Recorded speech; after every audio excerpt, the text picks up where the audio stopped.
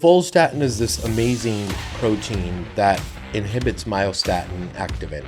And for lay listeners, myostatin activin usually end up blocking muscle growth. So as you get older, these proteins can increase in your body. So follistatin lowers these two proteins, allowing you to put on more muscle, and in the process also reducing your adipose tissue or increasing your lean mass, essentially, right? Welcome back to the Dr. Joy Kong podcast. You know, I'm here to make your life healthier and happier and live longer.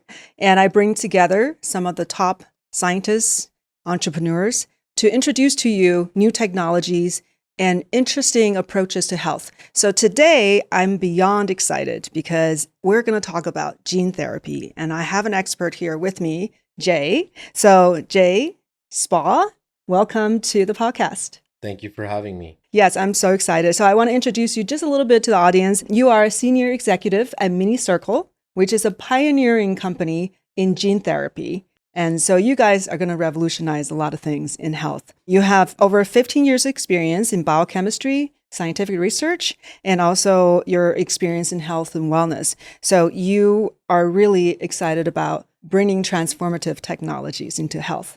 You also have a pretty interesting personal journey that really spurred this passion. And you combined that with your experience in scaling businesses to bring very exciting technologies into the world. So I really want to dig deep into just what the technology is about and also your own journey and then the things you've seen of how it transformed other people's lives. So let's start by maybe tell us a little bit about how you even got to gene therapy, which is so new, right? It's newer than stem cell therapy. So tell us a little bit. Absolutely. Firstly, I really want to thank you for having me here. I've known you for some time now. I visited your clinic a few months back and I had a fantastic experience. I also got to learn about you, and you are not just a doctor, but you are an amazing businesswoman. Oh. And I really appreciated your work ethic and all the projects you were involved in. So we hit it off really well. So I'm genuinely very excited to talk about the things I'm involved in, but also just speak with you. Yes. I know I had a great time learning from you, chatting with you, love your energy. So yes, and you have a very interesting journey, some big struggles in your own health. Yes. And I can start with that. You know, ultimately, that's what led me into the position I'm in and the field that I'm working in. I had a spinal injury when I was a child and ended up we were an immigrant family in US, poor family. I was sent to a county hospital to get looked at, and they ended up doing laminectomy, discectomy when I was 16 years old.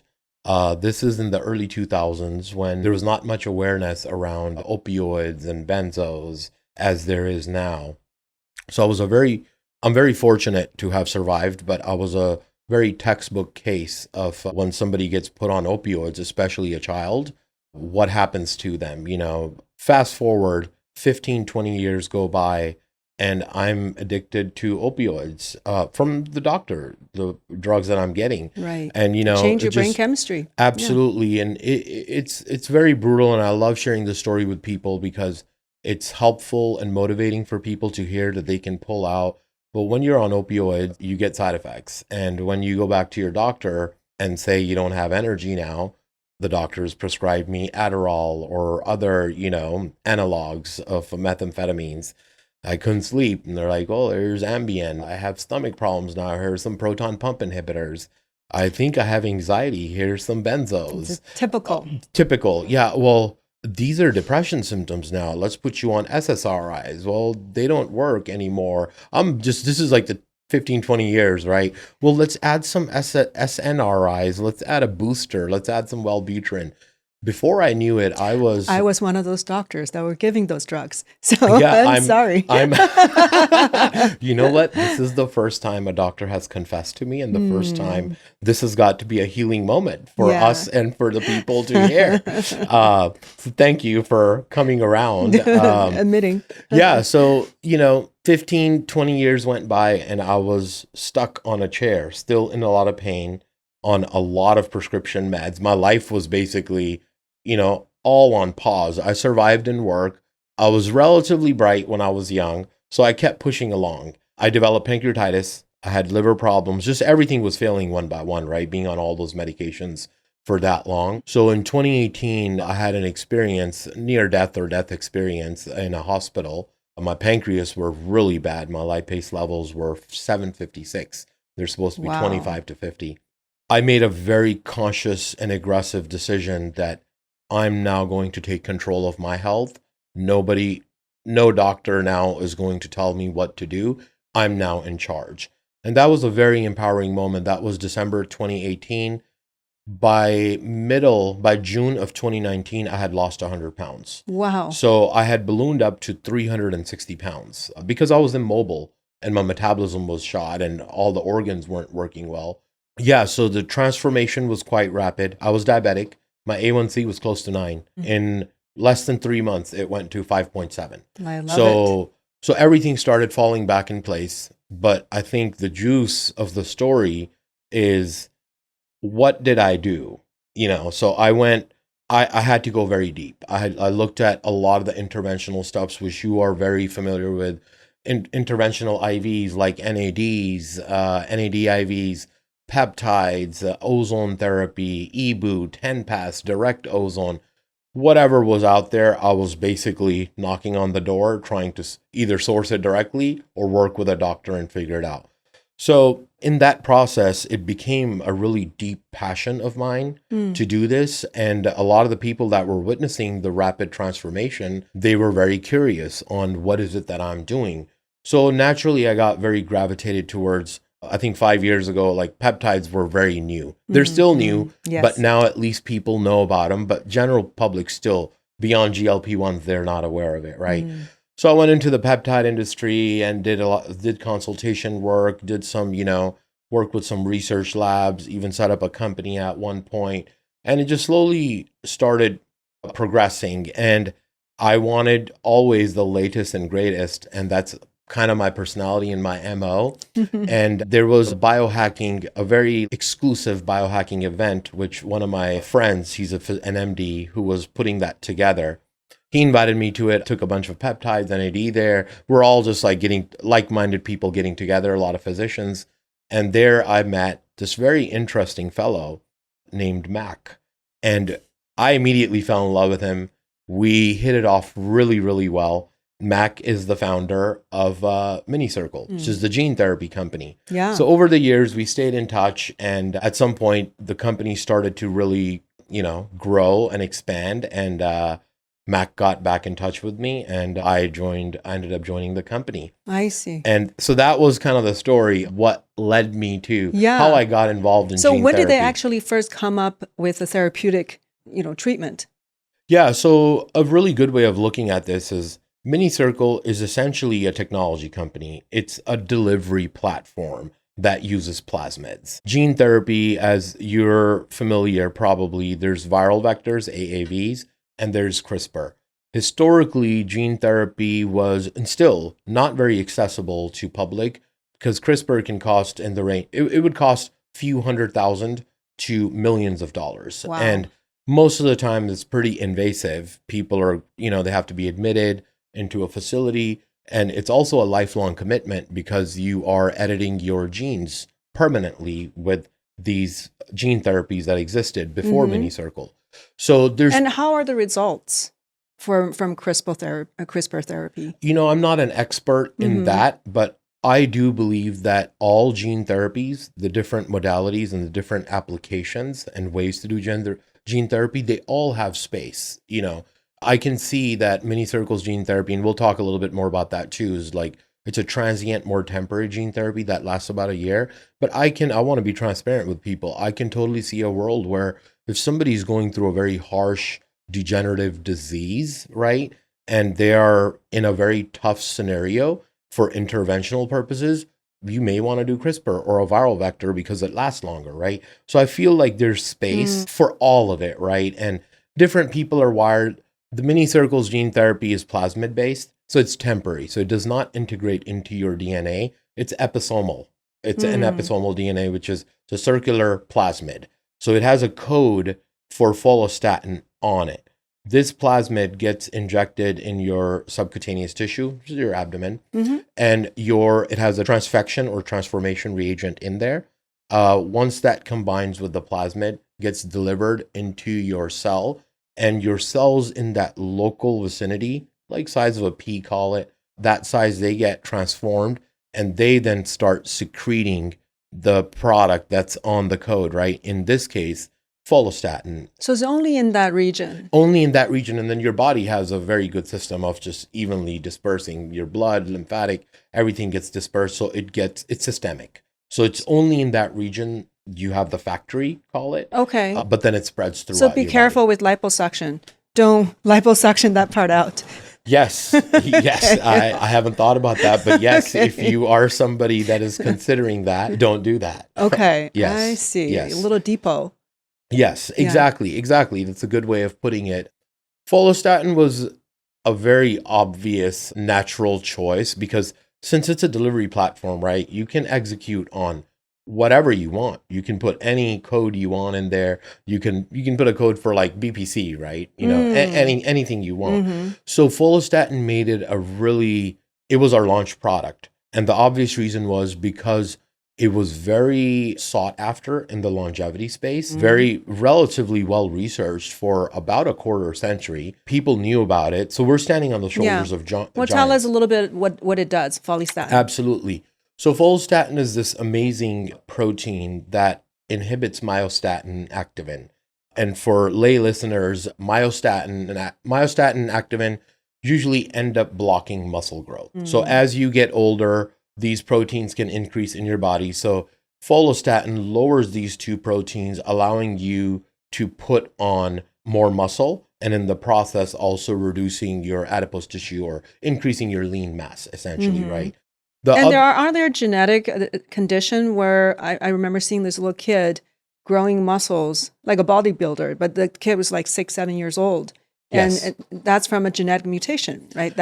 Okay. Yes, you're absolutely right. That is correct. And back in the day when people were looking into follistatin, one of the more popular pictures that would pop up is of a bulldog or like a bull that's really ripped beyond belief. That's when you have a full knockout you just knock out all the myostatin in the body. So that's not what this is. This is very much, this is a very mild-ish treatment. It's not knocking out myostatin activin in your body. It's just lowering it.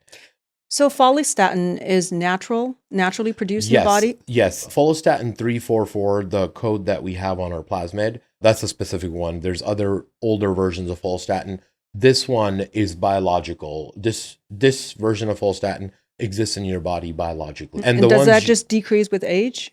It's variable. Most of the things are decreasing with age. So I think the best answer is yes. But some people have a higher level at a young age. Mostly everybody's going down as you get older, but there is individual variability from individual to individual. Some people just have very little follistatin. Others have a higher baseline of follistatin their whole life. Yes. So it can help you put on muscle mass. Yes. Probably very popular with the weight, what they call bodybuilders.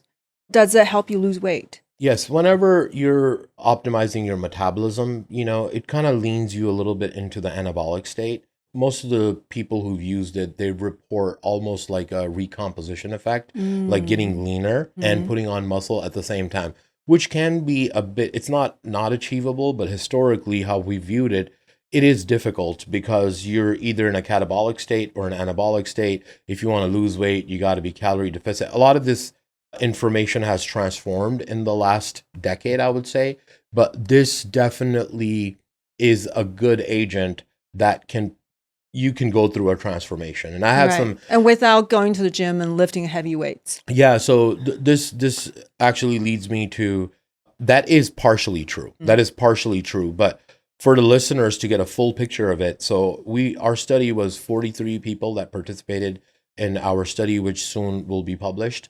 These were very average individuals. These weren't like athletes or biohackers, average subset of individuals ranging from the age of 23 to 89. So pretty broad range. Yeah.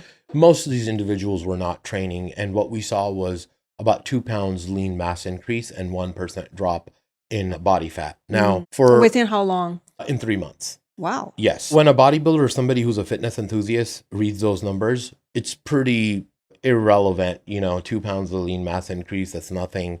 But when you account for the fact that most of these people were not training, that becomes very relevant.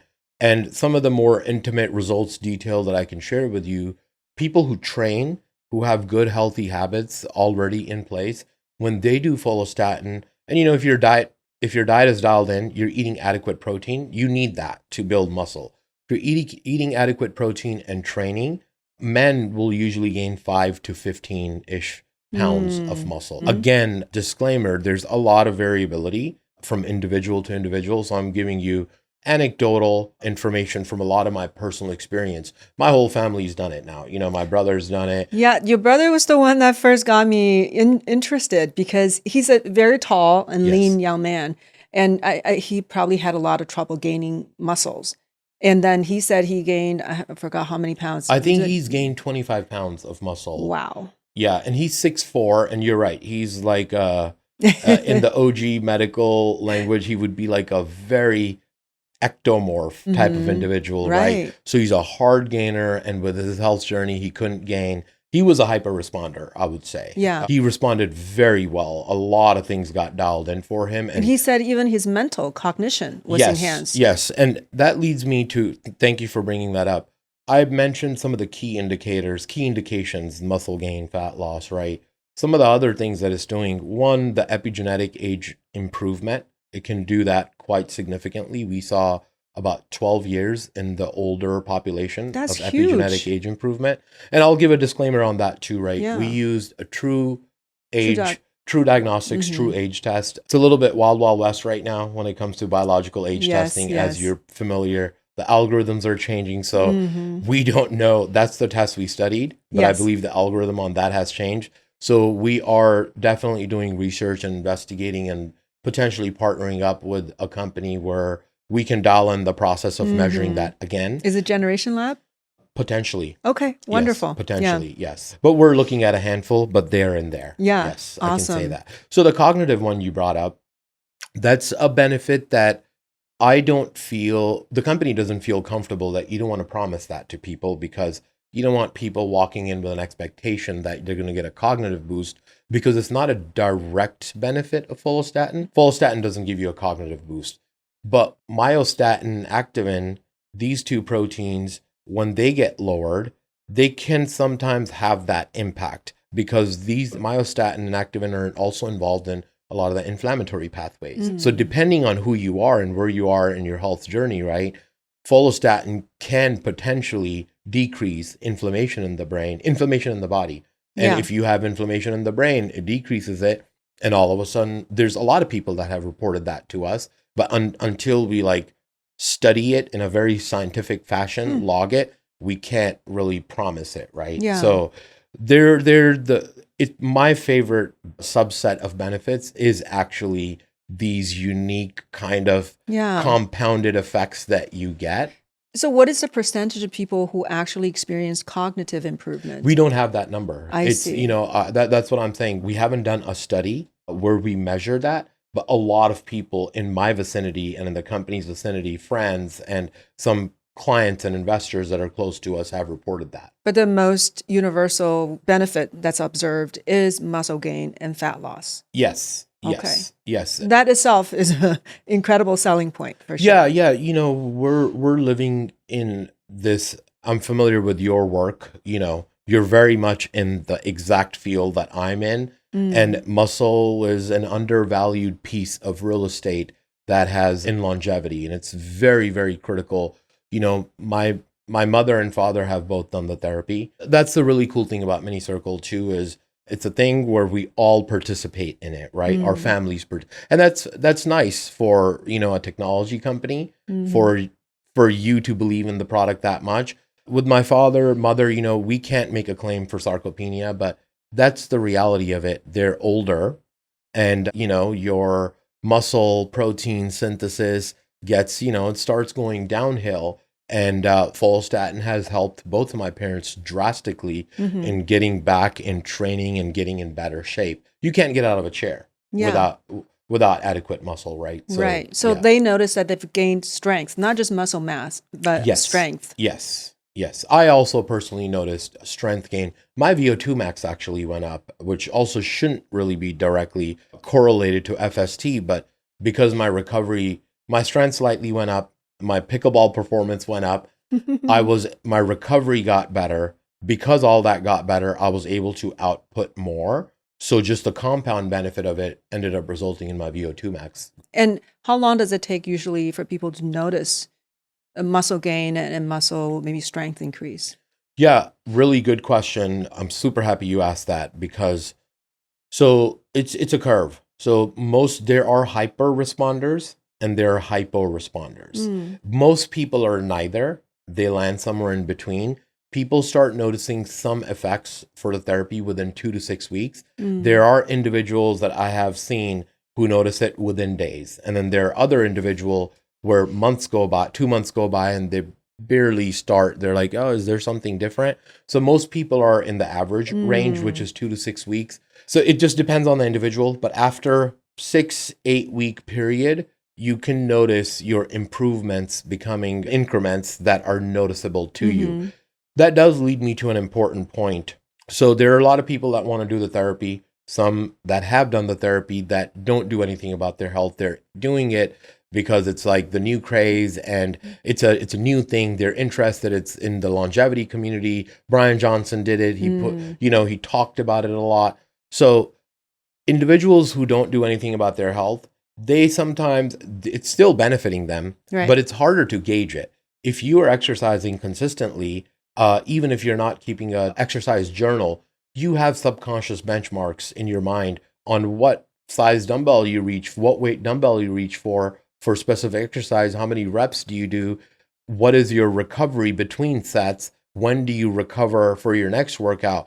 So when an individual like that does the therapy, they typically tend to just respond better because it's not just the benefits are more pronounced, but the perception of the benefits can be optimized. So you receive it better because you feel the needle moving forward. You get stronger, you notice it more, right? You have things to gauge on. Yes, exactly. Yeah. And once they notice the benefit, does that continue? Like, do they continue this enhanced muscle growth and strength gain throughout, like, for a year? I think my understanding is the benefit will last generally for a year.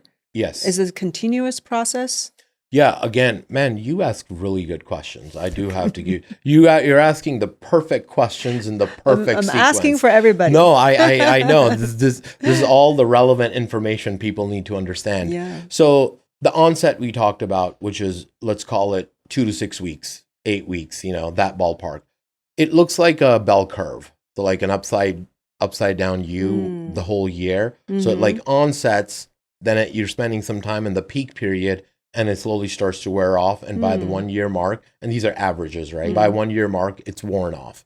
So 3 to 6 months into your therapy, you're noticing the improvements. One interesting pattern that I have observed talking to now probably a few hundred people that have done the therapy is the brain gets very used to of being on follistatin. Really? Because people forget after being on it for 6 months how they were 6 months ago. But because they got used to of noticing these larger incremental changes and when the changes become smaller and smaller, some of that could be due to your genetic potential based on your frame, right? Like this is not an anabolic steroid where you're just going to keep putting on more muscle. So when the changes get smaller and smaller, the benefit increments get smaller, a lot of times people think it's worn off, but it hasn't worn off. It's still working. So I would say onset, peak, and then offset. That's what the year looks like. I think naturally you're going to ask what happens after a year. Yes. Right. So it's an interesting question and a little bit complicated, but I'll try to break it down in a very digestible fashion. A good metaphor I like to use is it's like topping off the gas in a car and how much you drive the car is going to determine, it's a very basic metaphor, how long it's going to last, right? Mm. So this is doing Follistatin is like kind of topping off your tank, right? Okay. So your lifestyle does play a lot of role in what benefits you're going to keep, what you're not going to keep. What happens during that year is Follistatin kind of acts it's a little bit of a cheat code because you can get away with working out less and putting on equal or more amount of muscle. When it does wear off, you do keep your gains. It's not like if your age went backwards, your epigenetic age got improved. Great. It's not a hard off that all of a sudden your body gets a signal. No, you're going backward. You're Right. moving forward. Now. You're aging now overnight. That's not what's happening. Right. Your lifestyle will determine that. Another key thing to keep in mind, it's a net positive benefit that an individual will usually get in a year that can pay you off for remainder of your life. But most of our clientele typically wants to end up repeating it every year. Yeah. Why couldn't you make this treatment last longer? Is there a way to make it last longer? We have some projects where that is something we are studying, but frankly, our whole safety profile pitch kind of revolves around, at the moment, around it being a transient and temporary therapy. Viral vectors and CRISPR, that's a permanent change forever. This does not modify your DNA. It does not modify it. So that's kind of the highlight of this therapy, that you can pulse it, right? Yeah. You can take it. If you like it, you can repeat it. If you don't want to repeat it, it's out of your body, right? What's the reason it wears off? Do the plasmid just The body silences it. Oh, okay. Yeah, the body just slowly silences it. Yes. Do you lose those plasmids?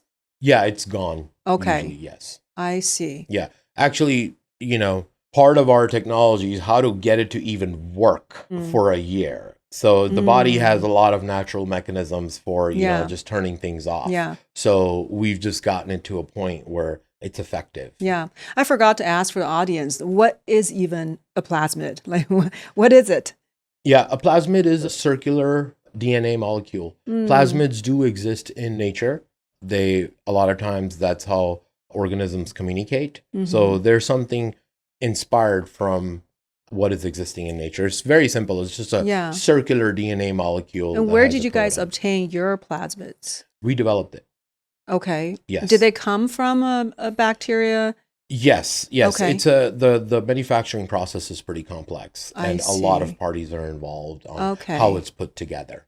And is it completely benign, that genetic material, except for the little piece that you inserted? Should be. Yes. I see. Yes. Okay. So I know CRISPR is very involved, as you mentioned, and very expensive.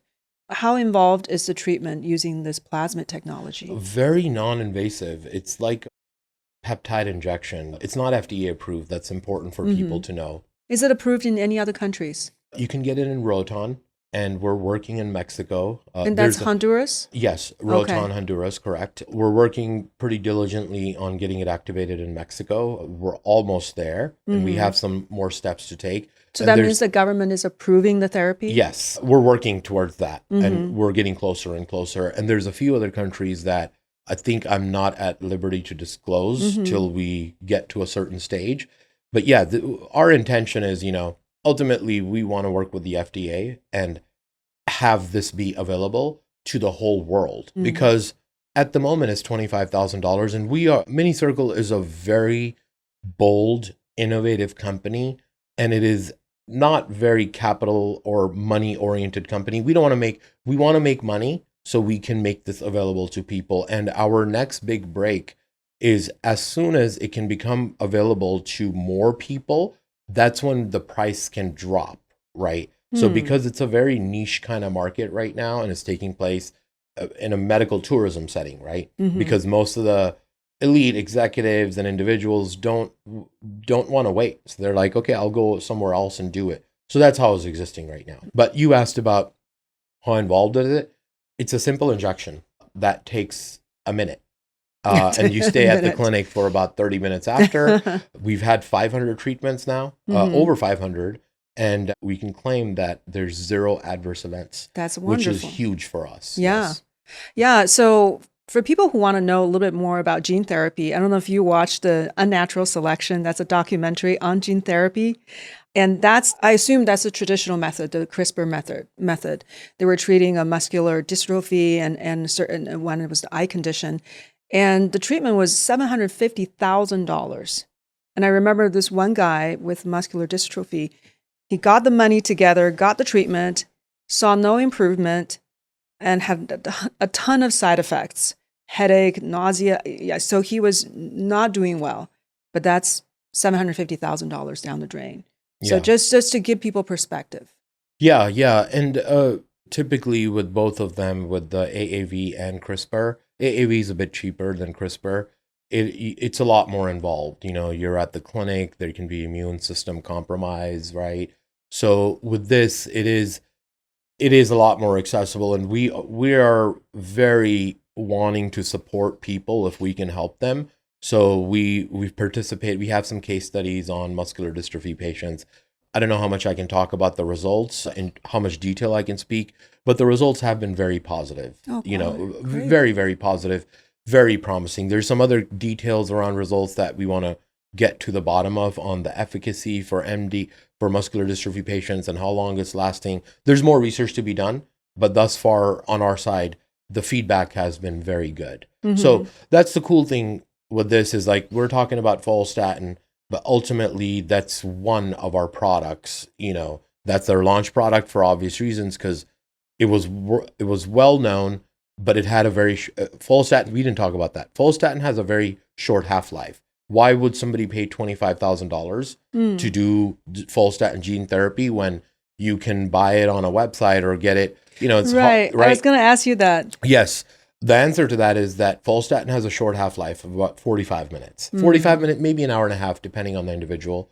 So that means, to get the full benefits from it, the epigenetic age improvement, muscle, all the benefits we talked about, kind of have to have a consistent level of it. So you're literally looking at becoming a human pincushion, injecting 6 times a day, whatever it is, 10 times a day to maintain. And for a scientist, like I'm at like the edge in biohacking. I'm very comfortable with peptides, injectables, and I think you are too. You're a doctor, but it's not really feasible to do that many injections in a day. So yeah, one could claim that doing FST injection, just not the gene therapy, but just direct Follistatin 344 right before a workout. Okay, you can get benefits for your workout, but that's what made it very appealing because it was a great compound on paper and people were looking for it and very interested in it. And for scientists and for studies on mice or humans,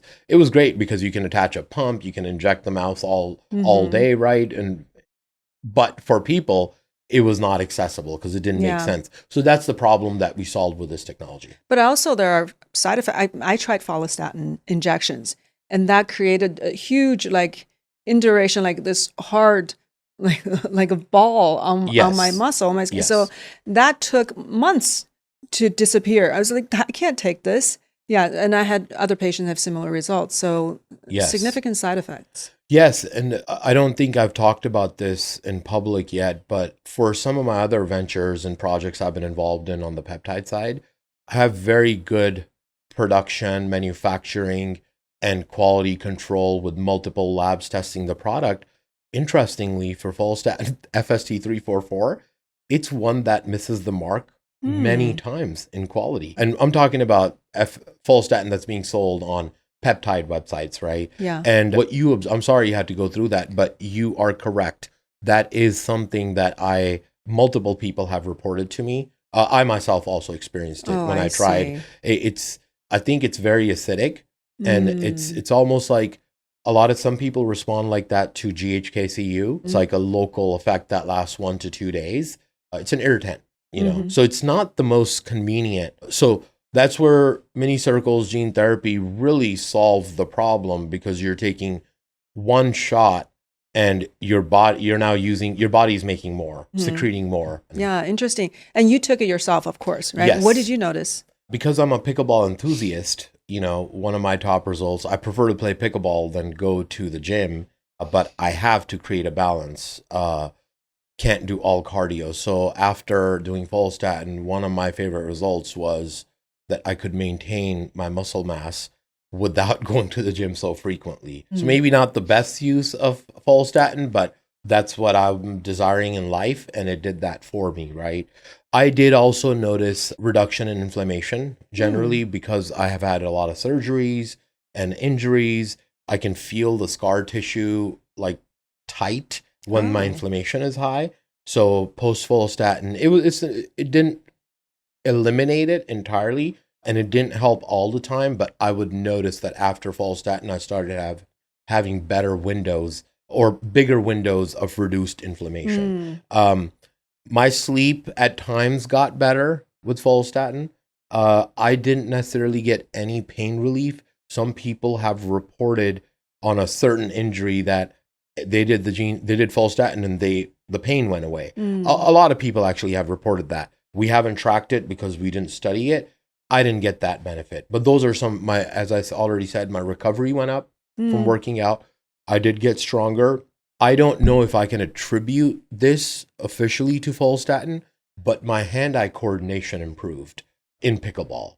So I do think it's most likely Follistatin, but I do a lot of things and I want to be transparent. I think it's a high likelihood it is that because just my muscles started functioning better and I had a little bit more strength. So things improved. I see. Yeah. What about from these 500 people that have gotten the therapy?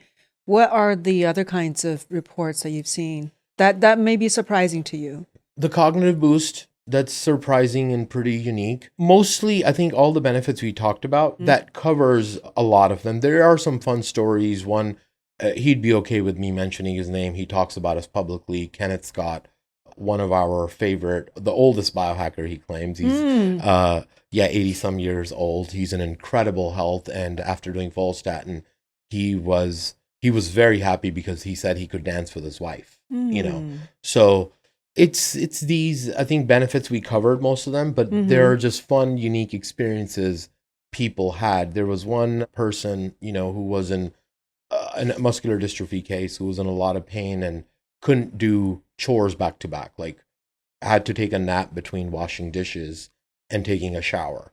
After doing FST, was able to do back to back and was very happy that he could do that. So, I think it's very worth highlighting that people are very unique individuals with unique biochemistries and very different health journeys. So, yes, we can talk about the key indicators and some of the core benefits, but the experience can look very different from individual to individual. Yeah. And what other gene therapy, as far as genes, are you targeting? Yes. So I'll talk about two. I believe we're saying officially, we have about 100 new plasmids we have designed. Wow. I can't talk about all of them. I will just select two of them. We are allocating a lot of resources towards Clotho next. You're familiar with Clotho? Well, yeah.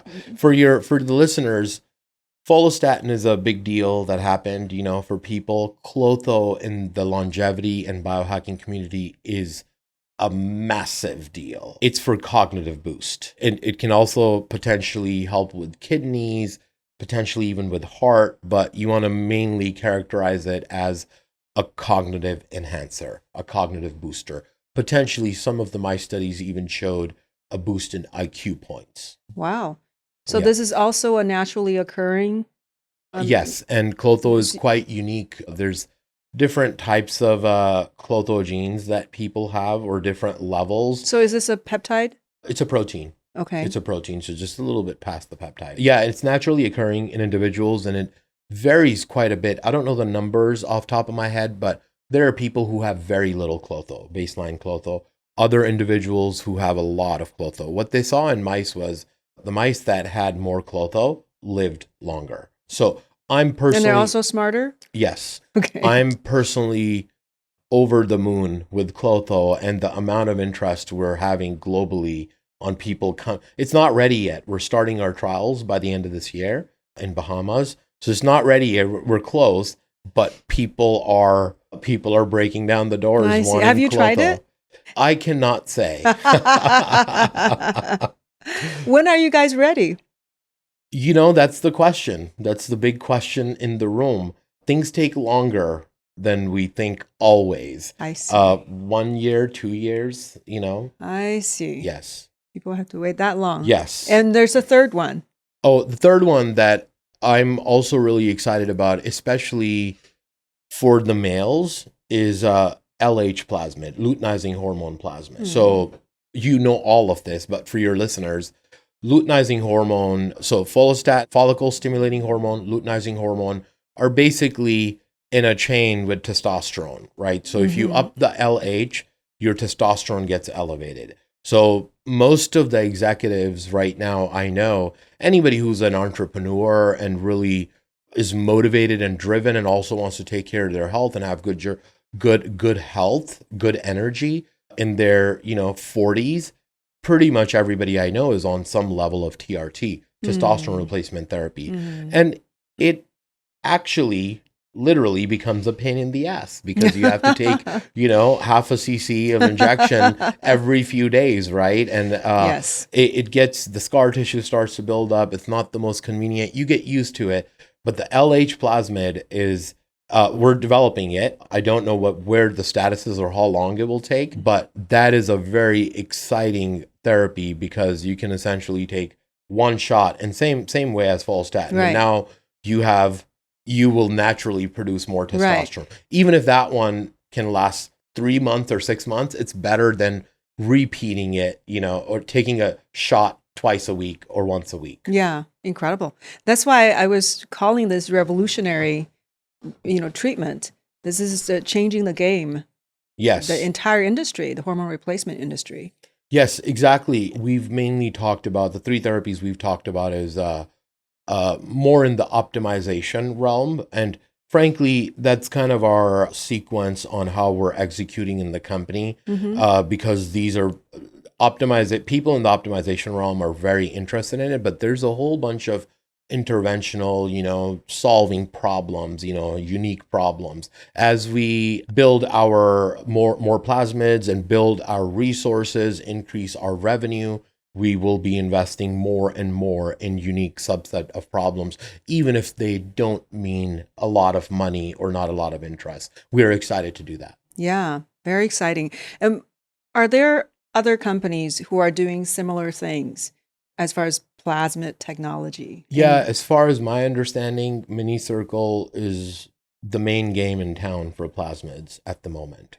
So is it pretty difficult to develop the technology? That's why you guys are the only one? Yeah, we've been at it for almost 6 years now. And the company is more than 20 people now. The core group of the company has worked around the clock for years. And hopefully things in this space would get easier. And we want to see more and more. We believe in plasmids very much. And we are also not very competitive. We want to see the industry grow and people benefit from it. It will just help the general cause. So Minicircle is the main company right now, the only company doing this. Yeah. Yes. If something changed in the last few months, don't hold me accountable. Yeah. It's very exciting. So you guys will go into diseases after the initial more wellness-oriented therapies? Yeah, so we already are. Okay. I'm just not at liberty to discuss some, I see. There's some agreements and NDAs in place on some things. Yeah. So, but yes, we already are beginning that process. And actually, a lot of celebrities have used the therapy, right? Yeah, at this point, most of the biohackers and a lot of celebrities have used the gene therapy. I can name some, the ones that have spoken about it publicly. Brian Johnson, big one. We were in his documentary in Don't Die on Netflix. Dave Asprey loves us. He had some pretty incredible results. Recently spoke with Ben Greenfield. Yes. He had some extraordinary results with the therapy. So yeah, these were actually the 3 the biggest biohackers. Yeah, but Ben inspired me actually. I recently told him the story about my health journey. Yeah. And he was a pivotal, my health role model on how he spread the information. So I looked up to him a lot and he was very impactful on my personal journey. So I love how things have come full circle now, Wow. Now you're enhancing his. Yeah, now Ben and I are talking about potentially doing a a pickleball biohacking retreat in Costa Really? Rica with Tyson McGuffin. So exciting. Yeah. I need to learn how to play pickleball so I can come to your retreat. Yeah. Yeah, it's phenomenal. So where can people get the therapy at this point?